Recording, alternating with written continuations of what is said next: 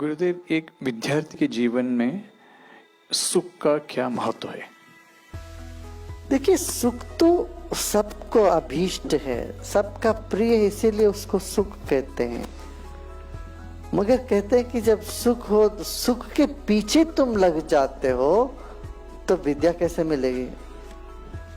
नहीं मिलती है।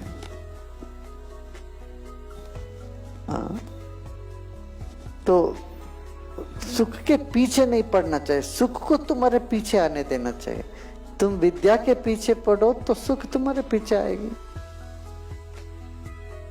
थोड़ा मेहनत तो करनी पड़े भाई। सुख को ही हमेशा हम सुख पूर्वक बैठेंगे भाई हमेशा, कैसे? मेहनत करनी पड़ेगी भाई। मेहनत करने से सुख मिलता रहेगा, पीछे आता रहेगा। विद्यार्थी का जीवन मेहनत का समय, मेहनत करने का है। भाई शरीर स्वस्थ रहना हो तो कसरत करते हैं, कसरत करते वक्त सुख थोड़ी ना मिलता है। जिम में जाके सब वो सब करते रहो, अरे पसीना पसीना आता है, दर्द, हाथ पांव दर्द करता है कि नहीं करता? हाँ, कसरत करते वक्त दर्द होता है कि? वो दर्द होता है, फिर बाद में सुख मिलता है।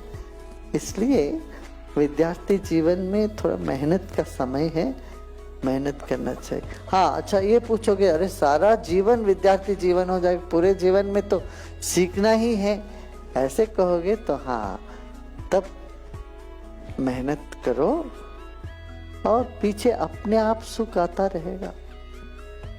ठीक है, थोड़ा विश्राम भी करो। गुरुदेव, अगर ईश्वर की मर्जी के बिना एक पत्ता भी नहीं हिलता तो हमारी इच्छा, बुद्धि और कर्म का क्या महत्व है? तुम्हारी इच्छा और तुम्हारा कर्म का अपना स्थान है। ईश्वर तो कह रहा है मगर तुम उसकी बात सुन नहीं रही। तुम माया में, ईश्वर की ही शक्ति है ये भी माया, उस माया में तुम फंसे हुए हो।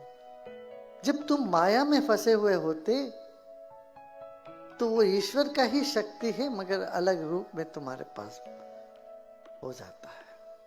इसलिए सीधा कर्म को तुम्हें ठीक करने के लिए कोई नहीं बोलता। पहले तुम्हारा गुण को तुम ठीक करो। तुम्हारे भीतर क्या है? सतोगुण, रजोगुण, तमोगुण में कैसा संतुलन है? तमोगुण ज्यादा है, रजोगुण ज्यादा है, तो उसको तुम ठीक कर सकते हो। ये नहीं कर सकते, वो भी ईश्वर की वजह से होता है। ईश्वर की वजह से तीनों गुण तो तेरे भीतर रखा हुआ है, मगर उसको ठीक ठाक करना वहां तो तुम्हारा काम है।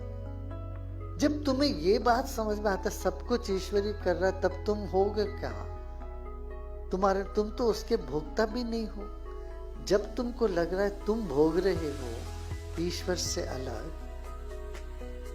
ईश्वर से अलग तुम कोई हो तो भोग रहे हो, तब तो ये बात भूल जाना है, ईश्वर की इच्छा के बिना पत्ता भी नहीं हिलता। ये एक अनुभूति है। कब? जब अहंकार विलीन होता है, उस वक्त समझ। अहंकार करीब करीब विलीन होने से होता हुआ लगता है, तब की अनुभूति होती है। उससे पहले जब तक तुम भोक्ता अपने आप को मानते हो तब तेरे भीतर एक कर्ता भी होता है। तो तुम्हें इस पर ध्यान देना